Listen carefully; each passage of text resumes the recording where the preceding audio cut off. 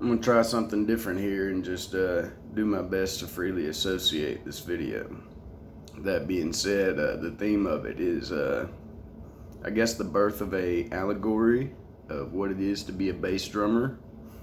Because in 6th grade, I'll never forget, as I sat down, the director, Mr. Gene Parker, for those that know, looked me dead in the eye and said, "Son, I'm gonna tell you something. Everyone else in this band can mess up, and it'll blend, it'll hide. You make a mistake, and everybody messes up." And I always make the joke after that, no pressure is where my 6th grade brain was at. You know what I mean? Like, it puts you in a singularity because you are the pulse, you are the drive, and there's only one. There's 4 tubas, there's a group of trumpets, there's 6 snare drums, there's only one bass drum. And that's because it's crucial that pulse, it remains constant, I guess would be the best way to describe it. But through that constant pulse, through being that drive, and honestly reaching sophomore drumline and freshman drumline and having that singularity fragmented into a quarter. We introduced tonal drums as I became a freshman after 3 years of leading the band. I say that too, tongue-in-cheek, because all marching season, I was that pulse. Become concert season, my mischievous self would get removed from A band and put into B band about once or twice a year.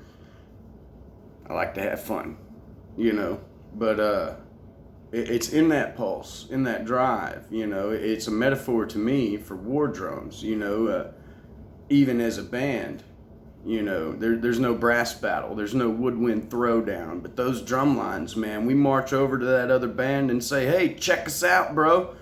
And man, the unity in that, I love that, because it's almost like sending another faction and bonding, like that drum circle, man. Those are spiritual things, and we're essentially sharing our spirit in that moment, that drive, that we move the band. Now, I don't want to discredit anything from a marching band and the music that comes from that, but that drive, man, that's what's always captured me. And that there's a ranking system in every one of those groups in the band, and the snare, the lead snare, and the what do you say? Can't even think of the name. Quads, quints, whatever you call them. Those were the standout, the alpha in the drum line. But that's debatable, because there's a secondary alpha that drives it all. You can argue that the tonal drums are the most important because they have the pizzazz, but if it wasn't for that pulse, there is no synchronicity. And that's the thump, man. That's that boom, that gentle nudge you need in the right direction to get that first step off the line, And I feel like it's the drum line that kicks it off and sends it home. And I could be wrong, man. This is all allegory and metaphor from my personal perspective. And if there's one thing I've learned in my 35 years of life, it's that the people that stand by their own perspectives are the ones that I love to debate and have heated discourse, if you will. I often go back between the line of an argument and a debate, and I think that comes down to emotional control. So if you have anything to throw on this subject, man, if you'd like to expound on the allegory that is the bass drum in the marching band, like that's me. That's who I am, And I don't know. Now I'm curious. I want to study the psychology of the bass drummer, because I tried to look it up and it wasn't there. And if I've learned anything in psychology, when you look up something that isn't there, that just means it's an opportunity to study something that no one has. And that, to me, in the information age, is the real golden goose. The ability to find those tributaries that haven't been explored. To me, the age of Aquarius is so much of coming into the age of information. It's not something that should just be like blown out like new age, oh my God, as much as it is like a new age. Like we left the Bronze Age and went into the Steel Age. It's that simple. But the human mind tends to exacerbate what it doesn't fully understand.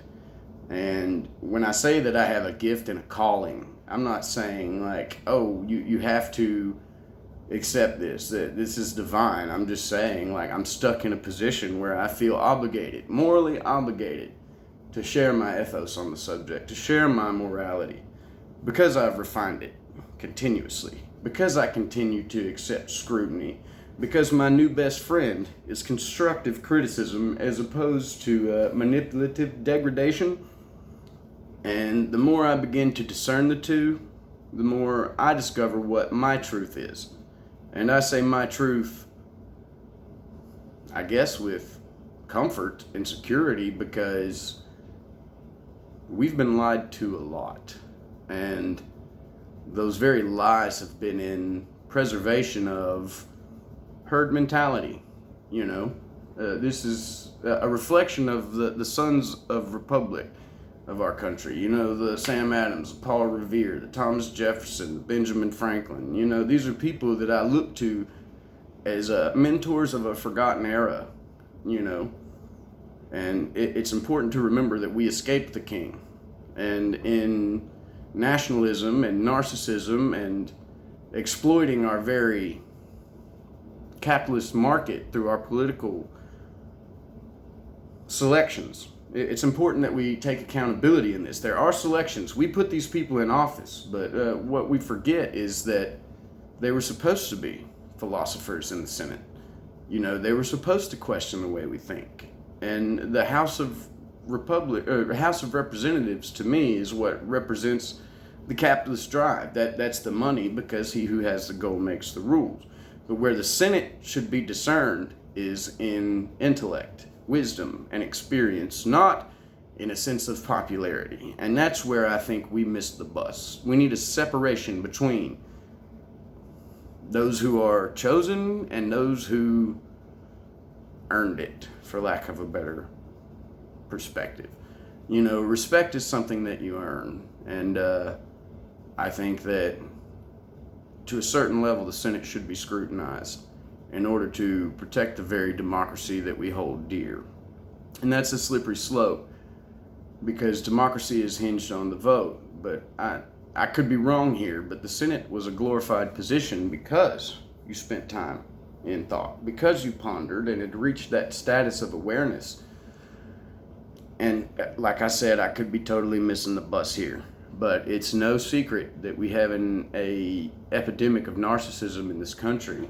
And that's the very fuel that feeds the fire of division, is that I'm better than. And until we can remove the ego as a collective and go, but what are we doing? There's no projection. There's a separation. It could be argued that my drumline presentation was better than yours. But in the end, we both had a positive effect, and that's very relevant to the different hands and body and feet of Christ, in the sense that if we don't accept all, then we're taking away from what is, whereas in an acceptance of and a tolerance of things outside of yourself, you gain a compassion for the public that allows you to reach for freedom as opposed to limiting one's ability to choose. Morals and ethics are both gray areas in a world of black and white. And that's not my generation's perspective. The black and white is something that we've tried to stray away from. And to me, that's the quintessential point of what a spectrum is getting away from extremes and focusing towards center. And that's relevant to my own spiritual philosophy and practice. And I don't know, man. We'll say in the Lutheran perspective of what it means to follow Christ, you're supposed to develop an intimate relationship. And strangely enough, when you do, and I say that not if, I say when you learn to consciously stream that higher self, the super ego, you're seen as insane. And that's where, I mean, you could be labeled delusional for saying I talk to God, but it's amazing to me that the whole theological community bases their foundation on men who talked to God and wrote letters. And that's a whole other tributary to this river. Is I want to bring back to pen pal. I will say, if you've made it this far in this 10-minute video, I appreciate your attention. I appreciate the compassion it took to process these ideas, and the attention span that's so rare to find these days because of instant gratification in the technological age. So for those of you that are already willing to sacrifice ego and lend an ear, please reach out to me. Please show me your allegories. Give me your insightful thoughts. And from there, we can create a better us for tomorrow.